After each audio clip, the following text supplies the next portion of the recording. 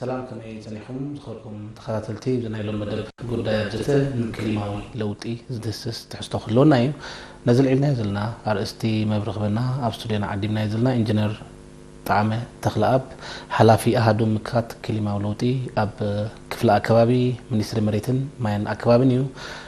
انجينير طعمه اقدمه نتبن حبريتا بسميم سم تعذبتن يمسكنك نابستودينا هادما قاعد حمزه قاعد انتنا هراي كبد ترسكو زع كلمه لوطيتي نايلومي زتنا تنقل ملكتاتن كلمه لوط انتايوم مجمريا بسنكي نوت كلمه زورد حدغاتاتن عنوتنك انتاي مسل صبو هاي من البات نعاوننا بزع عدينكم مفرخ بزغوركم لعلم يمسكن كاو قتيله من البات تنقه نقول كلنا تنقي مداتو مجمرتو ترينا دك سباتنا نزي تنقي زمتينا مهاتم ونا ابرونا نخنا محايش وين خطعمنا عنا نخطعمنا لنا التفاعلية تكنولوجي أبزي نرى لا العالم هنا تعطات جميرنا مالتي سلازي إذا تكنولوجي تعطاتنا يا خام لالبات نتي نقول فوم وين درجة نتفهم غازات كيلا أنا تاينا تراينتي أنا خراب الحنا زخل بمتمات زجبرنا يو يتقن تانك لالبات هدي تمكن تانك نايك المولود أنت أمتينا تم غاز حملة غازا نقول ميم لالبات بجرين هاوس غازس زفلوت غازات هلو زي أتم في لا مس فوسيل فول ويمس ندادي تحاز لومي نخواني ام اندستري خون ام مقعزيا خون ام معلتاون مسل مغنا نطقمولهم ندادي يخونوا واي انጨቲ كل غزي غازات يتوفيا مزم غازات ياتم كاني افتي اكباب مستحوسو نتي كاب صحاي زمت چررتا چرا اب نفسهم بمعقب نتام عالم كم تمو يغوروا الله مالتي جيم ودات انت ريخام تم غازات منيم نزبل حتى ندامتيو نامنت قندي نايزي كاربون داي اوكسايد كاربون داي اوكسايد كم قدامي كنري خلنا ميثانين نيتروس اوكسايد وين تم قندي نايتي اب عالم واعي الموسخ زل على ابركت زلهم غازات مالتي سلازي اذا غازات زي اتميم تم قند طنقي عالم نختوعي غرما مالتي سلازي عالم انت وعي اخن تاي يمص زبلها تحت زريا مالتي سلازي عالم داوعي انت خينا ويدي جلوبال وورمين نقول كل درجه عالم تزربلو وعي عالم نتي اب تناوح زرئ ناي مقيار كلمه افت امصي مالتي ስለዚህ እዚ ምቅያር ክሊማ ዘምጽኦ ይሕዲ ተቀንዲ ንዓለም ኣብ ቅልውላው ዘእትዋ ዘሎ ኢና ንዛረብ ንኽእል ማለት እዩ። ስለዚ እዞም ጋዛ እዚኣቶም ኣብ መሬት ንምትዎም ክንደይ ዝኣክል እዮም ብደረጃ ዓለም ንእምነት ዝትፍኡ ዘለዉ እዞም ጋዛት እዚኣቶም እንተኢልና ቅድሚ ኢንዱስትሪያዊ ሰውራ ዝነበሩ ናብዚ ሕጂ ዘለዉ እዋን ጋዝ ዓቐና እዞም ጋዛት ኣብ ኣከባቢያዊ ኣየር ፃዕቒ ብኸመይ ይመስል እንድሕር ክንርኢ ኮይና ምናልባት ኣብዚ እዋን እዚ 280 ሚሊግራም ፐር ኪሎ ዝነበሩ ወይ ድማ ppm ናምሎ በት እንግሊሽ ፓርት ፐር ሚሊዮን ማለት እዩ ኣብዚ እዋን እዚ ግን ናብ 423 ወይ ብ50 ሚእታው ተወሲኾም ኣለዉ እዞም ጋዛት እዚኣቶም ማለት እዩ ማዕረ ኢኻ እቲ ናይ ሙቐት ዓለም ተርኢና እውን ከምኡ እንዳወሰኸ ይድኸይድ ኣሎ ስለዚ ተም ጠንቂ እዞም ጋዛት እዚኣቶም ኢልና ክንዛረብ ንኽእል ኣብዚ ማለት እዩ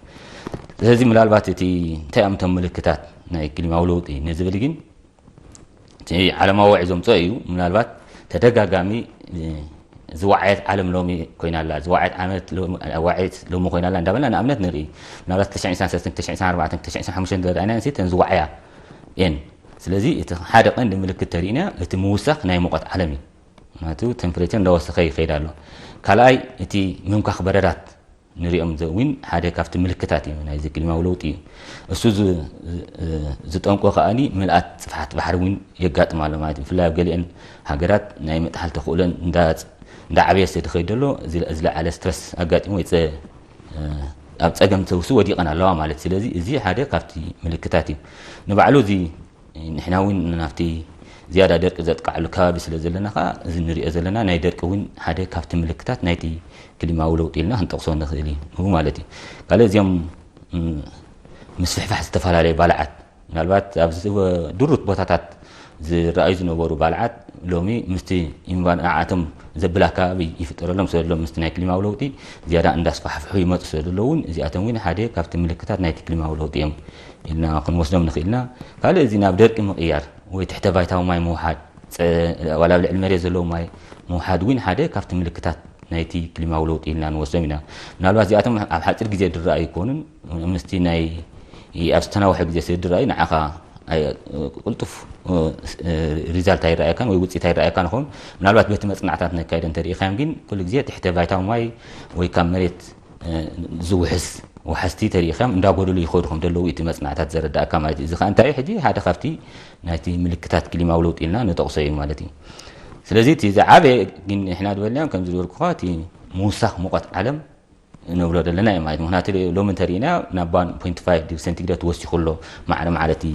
ፃዕቂ ካርቦን ዳይኦክሳይድ ኣብ ኣትሞስፌር ዘሎ ክንሪኦ ከለና ማለት እዩ ስለዚ እቲ እዚኣቶም ቶም ቀንዲ ከም ምልክታት ኢልና ንወስዶም ንኽእል ኢና ማለት እዩ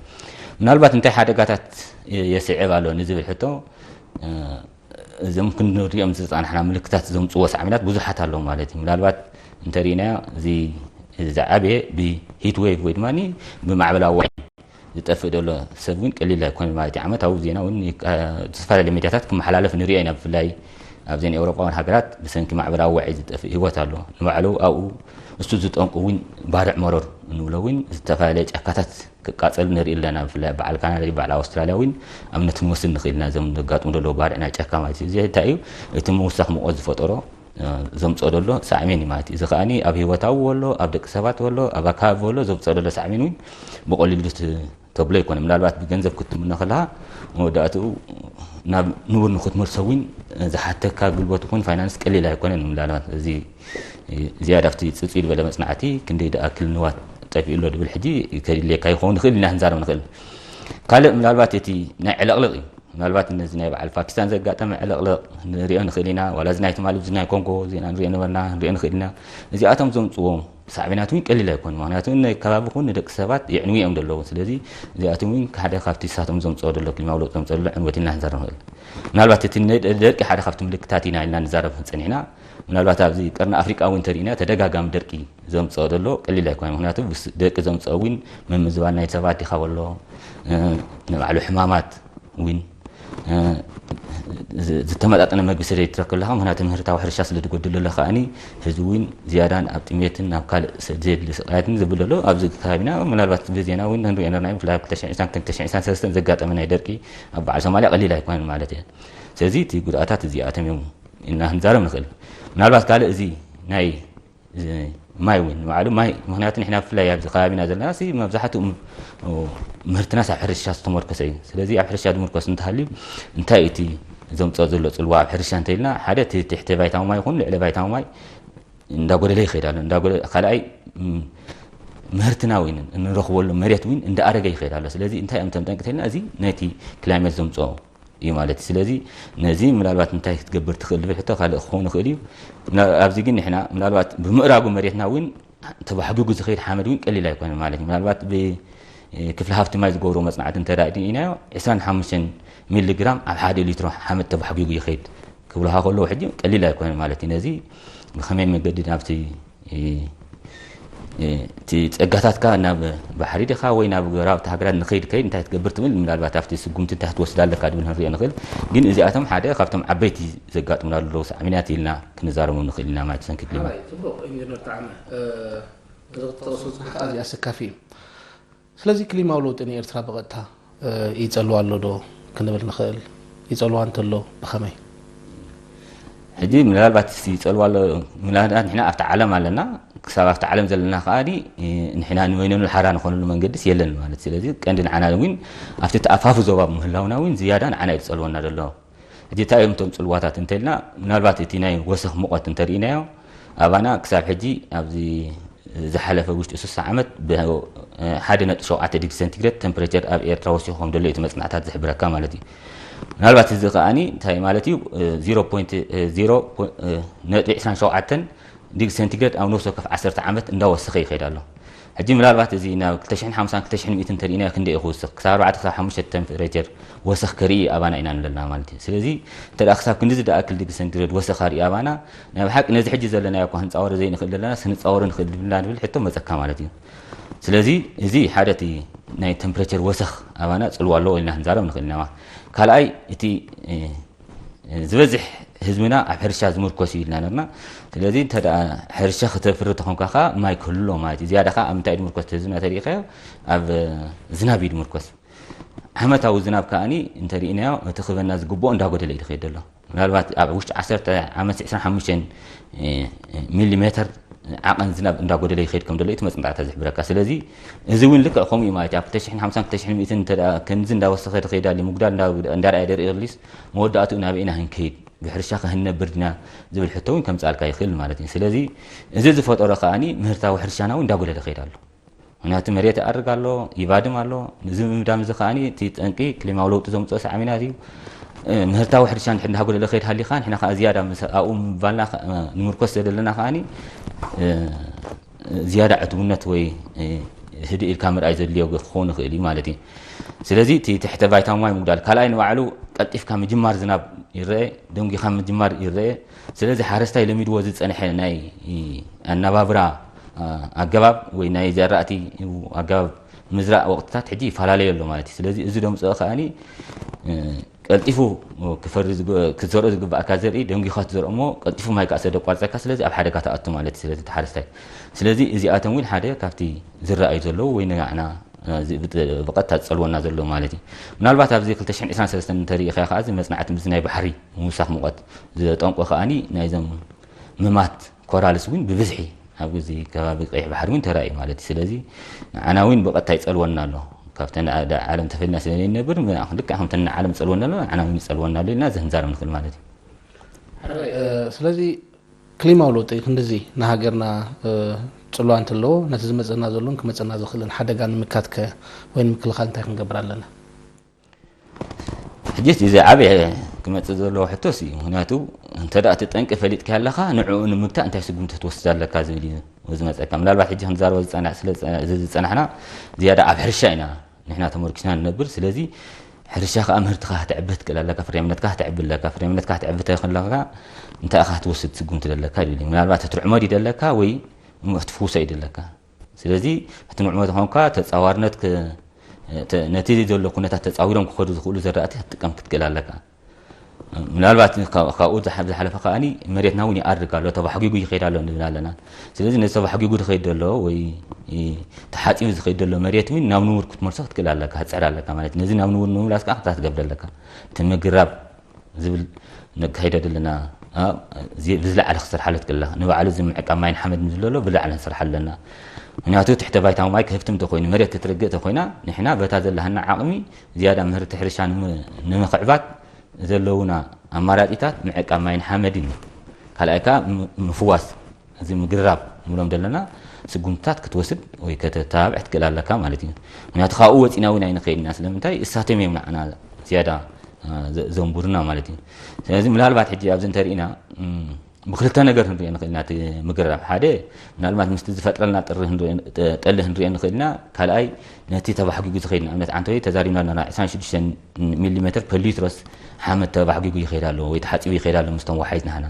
ንብል ኣለና ንኣብነት ክንደይ ሚልዮን ዝኣክል ሜትር ኪብ ዓመታዊ ማይ ናብ ባሕሪ ወይ ናብ ከባቢና ዝውሕዝ እንተኢልና ብኡ እንተርቢሕካ ዘይተኣደና ሓመድ ኢና ንኸስር ዘለና ማለት እዩ እሱ ከዓ እቲ ሃብታም ትሕዝቶ ናይቲ መሬት እዩ ስለዚ ነዚ ንምዕቃብ እቲ ምግራብ ዝብለና ክንገብር ክንካይድ ክንክእል ኣለና ምናልባት እቲ እዚኣቶም ከዓ ኣብቲ ናይ ካርቦን ሲንክ ምግባር ወይ ድማ ንፃይ ወይ ናብ ኣካላቶም ናይ ምስሓብ ክትኽእሎም ከዓ ዝለዓለ እዩ ምናልባት እንተዳሪእና ሓንቲ ገረብ 22 ክሳብ 30 ደሎ ኪሎግራም ኣብ ዓመት ካርቦን ዳይኦክሳይድ ከባቢ ናብ ነፍሳኣ ትኽዝን ማለት እዩ ምናልባት እዚ ክትገብር ከላ ከኣኒ ንዓና እውን ኦክሲጅን ሳፕላይ ትገብረና ማለት ሕጂ እቲ ናይ ገረብ ምግራብ ኣቕልላ ኢልካ ድረአ ኣይኮነን ማለት እዩ እንጂ ምክንያቱ ንሕና እውን ኦክሲጅን እናተነፍስ ዘለና መዓልታዊ 0.84 ኪሎግራም ኦክሲጅን የድልየና እንደዳ ነዚ ክትብለና ትኽእልና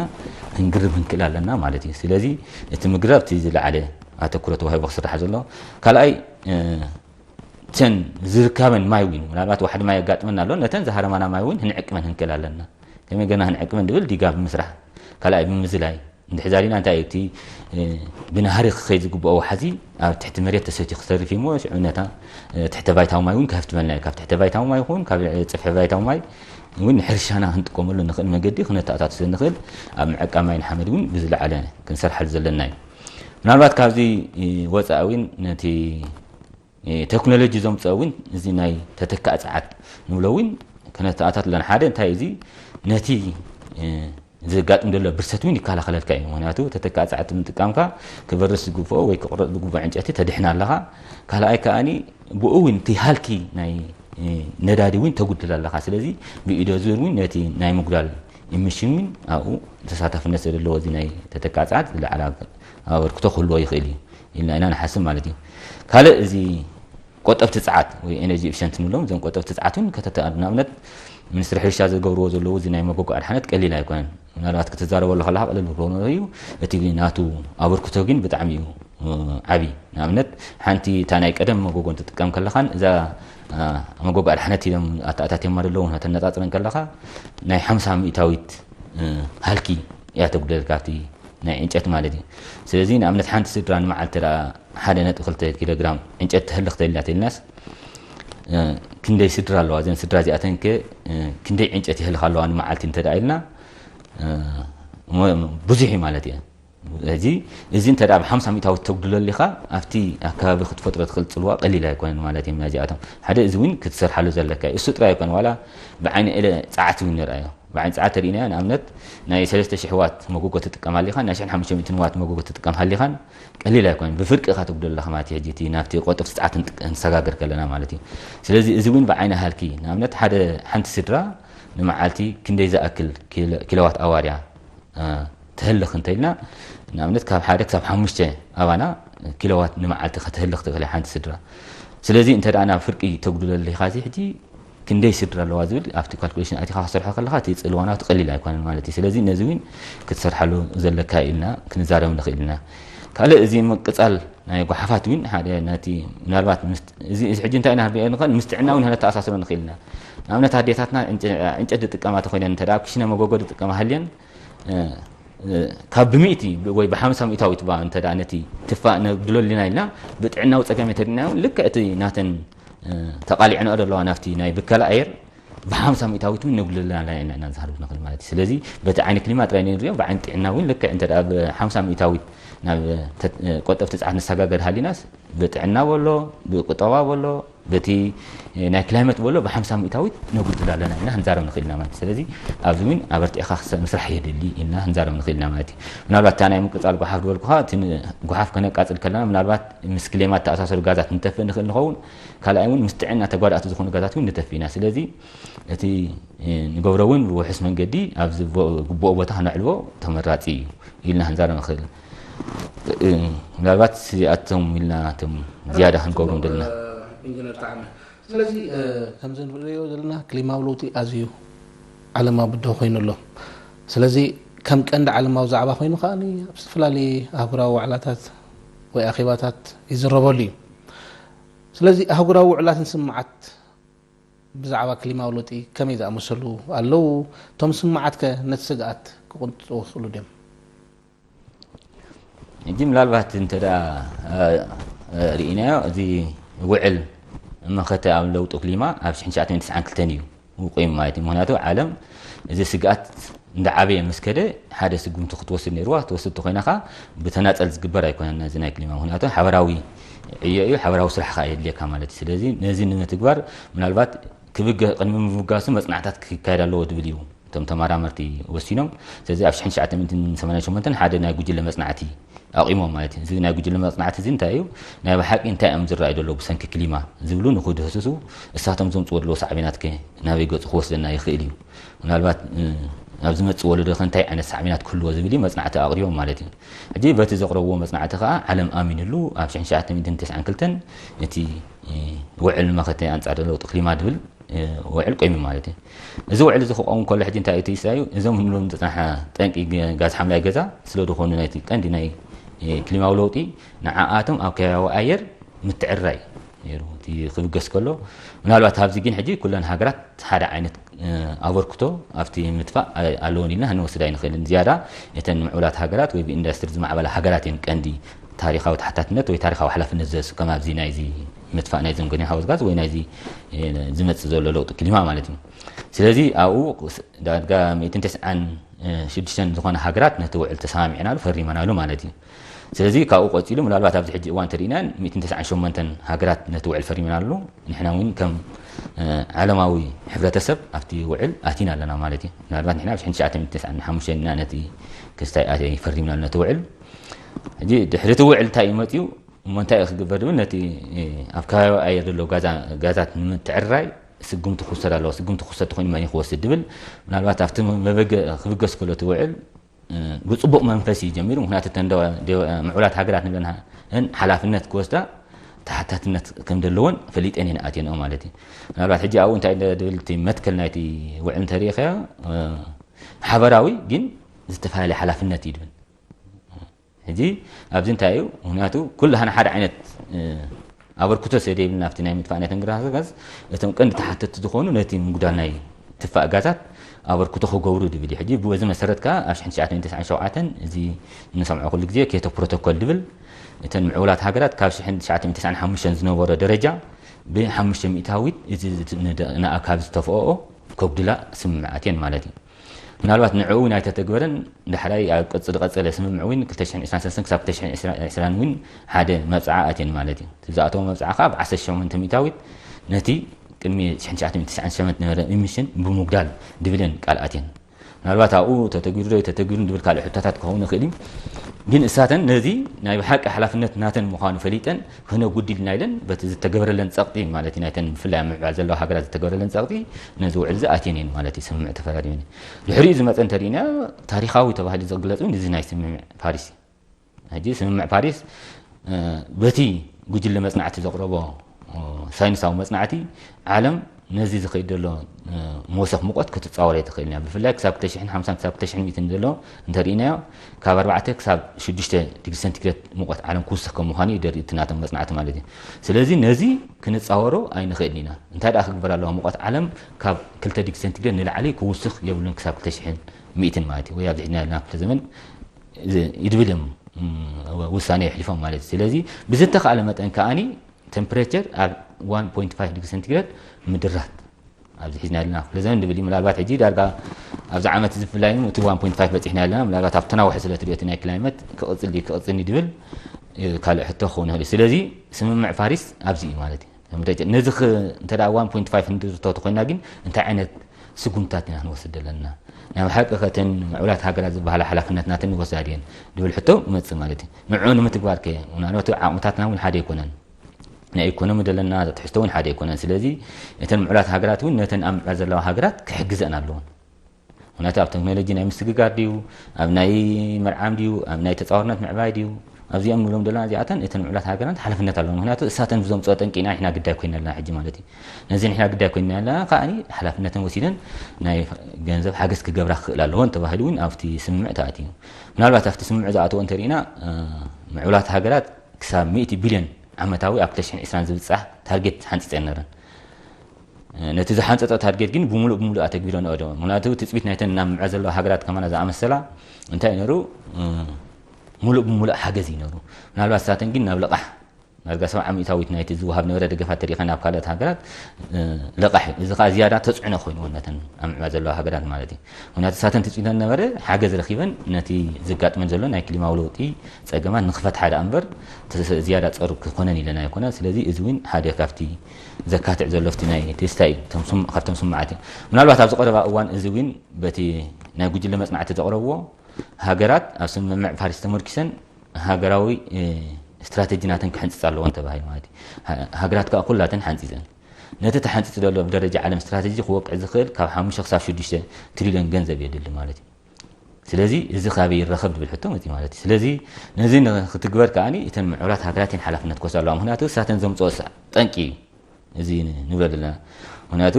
ካብተን ምዕራዝ ዘለዋ ሃገራት ተሪኻ ዝትፋ ኢሚሽን ብጣዕሚ ውሕድ ስለዚህ ነዚ ገንዘብ እዚ ብዙሕ ክትዕ ተኻይሉ ምናልባት ኣብ ዝሓለፈ እዋን ክትግበር ክትግበርኒ ቀሲልና ንሪኦ ክሳብ 2035 ዝትግበር ግን ናይ 1.3 ትሪልዮን ዓመታዊ ባጀት ክስልዓ ከም ምዃነን ነተን ኣብ ምዕባል ዘለዋ ሃገራት ምዕቡላት ሃገራት ቃል ኣቴና ኣለዋ ማለት እዩ ካልእ እንተ ርኢና እውን እቲ ናይ መርዓም ዝካየድን ኣብ ምምካት ዝካየድን ምናልባት ብእንግሊሽ ኣዳፕቴሽን ሚቲጌሽን ኢልና ንዛረቦ ምዕቡላት ሃገራት እንተሪኢኻን ዝበዝሕ ገንዘብ ናበአን ዘውፍሮ እንተልካ ናፍቲ ምምካት ወይ ምዳል ኢሚሽን እዩ ንዓና ግን ስቱዲዮ ዘገድሰና ንሕና ነቲ ገሪድና ድሎ ከመይ ገርና ንረዕሞ ወይ ከመይ ገርና ምስኡ ተሳኒና ንክነብር ኣልና ንሰርሕ እምበር ናይ ሓቂ እቲ ኣብቲ ኢሚሽን ነተፍኦ ከዓ ውሕድ ስለ ዝኾነ ዋላ ዜሮ ገርና እውን ኣበርክቶ ክሳብ ዘይህልዎ ኣብቲ ናይ ዓለማዊ ዋዒ ንሕና ኣብቲ ኢና ነብል ሳቶም ተሪኢኻን ግን ምስቲ ዘለዎም ዕዳጋታት ክሽየጠሎም ስለ ደልዩ ንብረቶም ዝበዝሐ ዝገብርዎ ሓገዛት ኣበይ ተኢልና ኣብቲ ናይ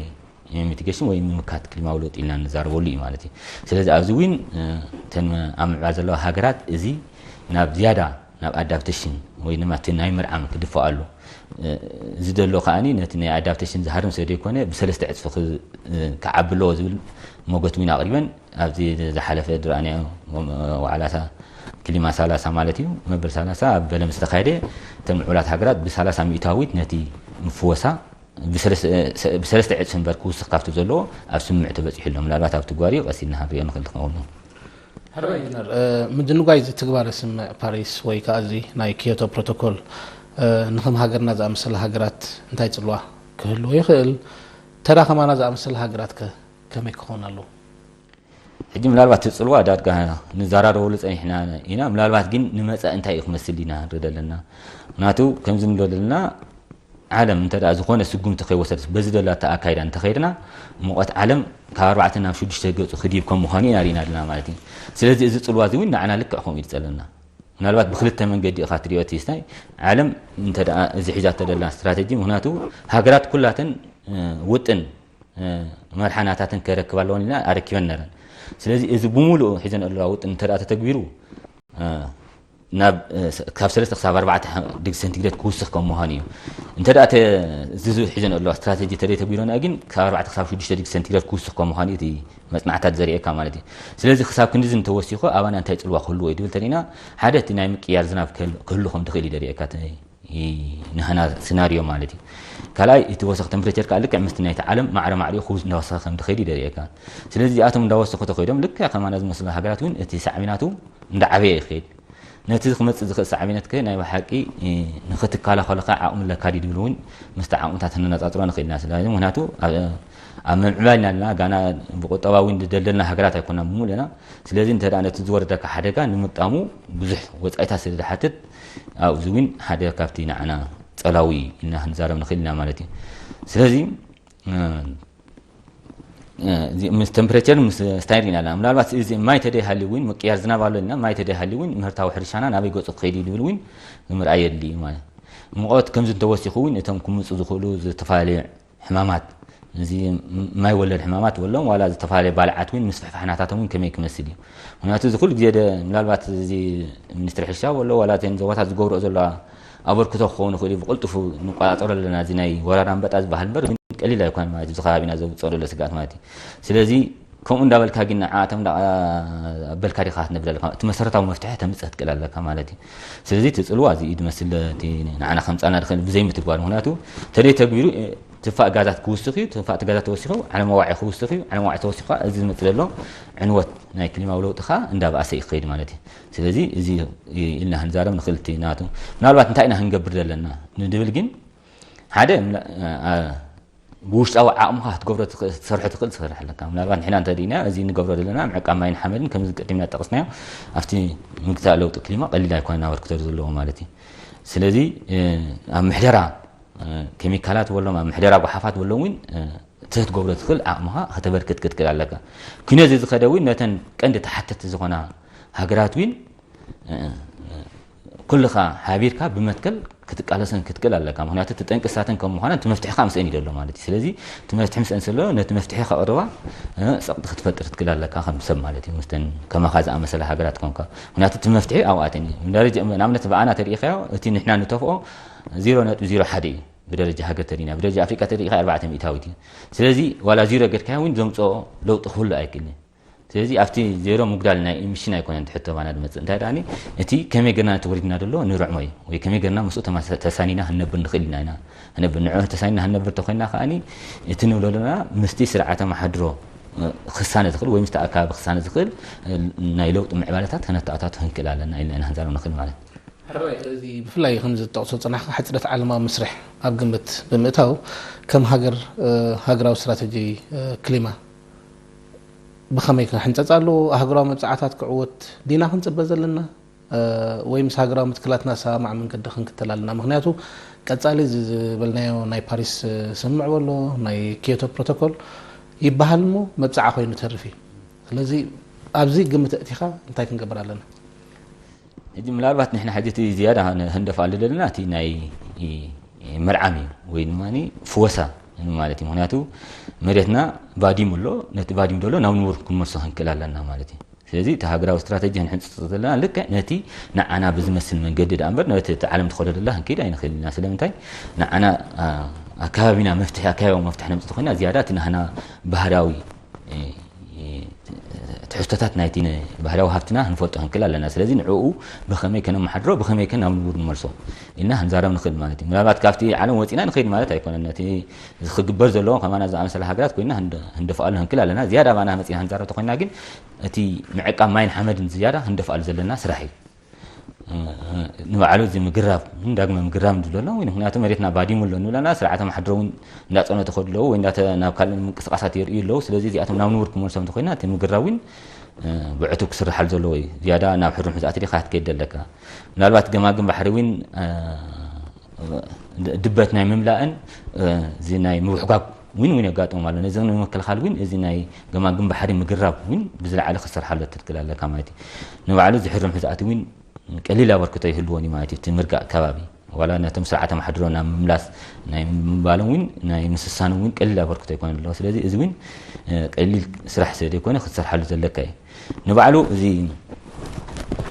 ሃልኪ እውን ህትንክህ ትክእል ኣለካ ምናልባት ከምቲ ዓንተ ወይ ንሪኦ ነርና እቲ ቆጠብቲ ፀዓት ምጥቃም ንብሎ ነርና ንባዕሉ ማይ ስለ ዝረኸብካ ሲድካ ይትህልኽኒ ኢኻ ማለት እዩ ምክንያቱ በቲ ዝረኸብካዮ ኣብቲ ዝግብኦ መዓላ ከተውዕሎ ትክእል ኣለካ እምበር ረኺበ ኢልካ ዘይከውን ሃልኪ ህተጥፊ እውን ፅቡቅ ኣይኮነን ማለት ስለዚ ኣብዚ እቲ ክንሰርሓሉ ዘለና እዩ ምናልባት ኣባና ተሪኢኻዮ እቲ ነፍሲ ወከፍ ሴክተር ሒዘንኦ ዘለዋ መደባት ክሳብ 2030 እንተ ኣብ ዓይኒ ኢንቫይሮንመንት ክትሪኦ ኮንካ ነዚ ንብለና ንመርዓ ወይ ንምፍዋስ ዝምልከት 35 ውጥናት ወይ ጥሙሓት ሒዞም ኣለዉ ማለት እዩ ስለዚ ነዚኣቶም ኣበርክቶም ምናልባት ኣብቲ መፅናዕቲ ኣቲኻ ዲቴይል ክግለፅ ይኸውን ወይ ክትንተን ይኽእል ይኸውን ኣብ ምሕዋይ ኣከባቢ ዘለዎም ኣበርክቶ ግን ቀሊል ኣይኮነ ማለት እዩ ስለዚ ንሕና እንታይ ኢና ትፅቢትና ናይ ሓቂ ዘም ተታሒዞም ዘለዉ ክሳብ 2030 ናይ 38 ዝኣኽሉ ውጥናት ወይ መደባት ወይ ስትራቴጂ ኢልና ንዛረበሎም ንኽእልና እዚኦም ተተተጊዶም ኣብቲ ኣከባቢ ከምፅዎ ዝኽእሉ ለውጢ ይረኣየካ ማለት እዩ ምናልባት ብዓይኒ ናይ مقدار إميشن ترينا وين قليل أوركتو يبلون زيادة تتبعون مايتي بس تخيل مثلا عتن تدارينا ناي سنة 4 إميشن مقدار كافت خودز جبوا وين كقولوا خم مخانة مدري ككينيوتي ناي مرعمن مدهن كلمة أولو تمالتي سلازي نحنا أنا بزمسل من جدي أفتكا بنا بذلو أجابب تتكلمنا نبحكي أكبر وحوية هنكايد هنكذا لنا إلى خزارة دخل. هري إنجنير تعمل من الله تمود داتا نزب ختم حلالفو تدلي ملقت انت لك عدل كبك. وملالبات حجي خمزي يفتم تود بلناتي تنك نحنا عندنا عند حلا تنك نحنا تخوينا نحنا أنا خان نفوسه مالتي. سلازي حدقة كلمة نريا لنا ينتقلالونا له سلازي خابز هنقال قال تخوينا نوصل كفسب ناتو أفر كتاخ قبرالو تاخ قبر دخل انت تا عمين حمدن بحكي أبكى بينا كله هنواصل على زلنا سراحي مالتي ما يكتكزنا لك تبحقي جزء خير لحمد كتدحين تخون كهتجرب تكلال لك حكي تفضل له هو تاوين كتدحين تخون كاوين مجرب حرم حزاتي أم حزاء وين إزي هزبي كساتفول زلوا ما تبغى لنا جري رأي كون نالوات كون وين أنتي أنت ترخيبيل كمهلا خدي كون أنا حكي هم يجر كان أفتم قطعة تسعات دساجر وين هزبي كسر حلو زلوا ويبقى تكره خطوة متزلوا مالتي إلنا هنزارب نخل مالتي نالوات تم الأختات زيادة من هنا تتنكي تمفتح قان هنا سلازي نوصل كفسب أفتم مفتحي ناتو الجام كبر كسر تراخ الدخل إنجنير تعمل تخلق بحلف هادم مكات كلمة ولوطي أب كفلاء كبابي من يسر مريت كبابن سلتي ذهب كان سفح مبري سماي بسم تعذبت النجمة مسكنك باركز أخركم تعذبتين لهم زدالنا مدب قد دابزته أبسزازي من الله سلامك تالكم نمسكن سلام